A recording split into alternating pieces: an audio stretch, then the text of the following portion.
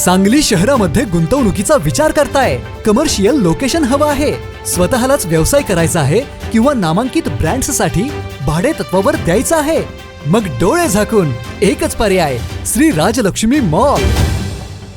सांगली जिल्ह्यातील नामांकित, अनुभवी व सुप्रसिद्ध श्री राजलक्ष्मी ग्रुप यांचे श्री राजलक्ष्मी मॉल.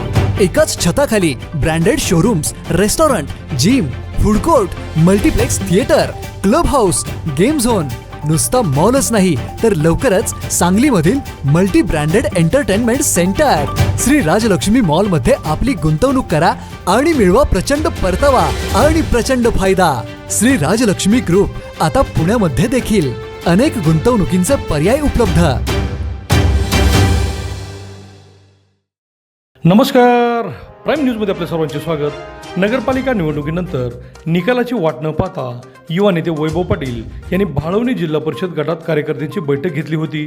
जिल्हा परिषद पंचायत समिती निवडणुकीसाठी त्यांनी ताकदीने कार्यकर्त्यांची बांधणी सुरू केली असता आज जाधवनगर, खंबाळे आणि वाजर येथे माननीय पालकमंत्री चंद्रकांत दादांच्या विशेष प्रयत्नातून आणि जिल्हा नियोजन समिती सदस्य युवा नेते वैभव पाटील यांच्या फंडातून विविध विकास कामांचा शुभारंभ केला.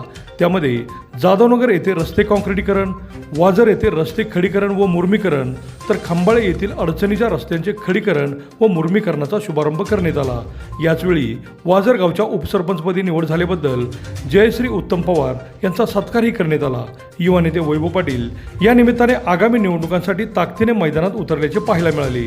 स्थानिक नागरिकांशी त्यांनी संवाद साधत त्यांच्या अडचणी, गरजा आणि अपेक्षा जाणून घेतल्या व कधीही हाक द्या, पालकमंत्री चंद्रकांत दादांच्या माध्यमातून तुमच्या अडचणी सोडवण्यास कटिबद्ध असल्याचेही त्यांनी सांगितले.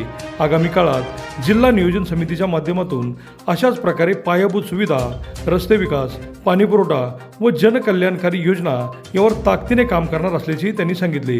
विधानसभेतील पराभवानंतरही आपला युवा नेता सामान्य जनतेसाठी रस्त्यावर उतरल्याचे पाहून भाजपाचे कार्यकर्ते रिचार्ज झालेले दिसले.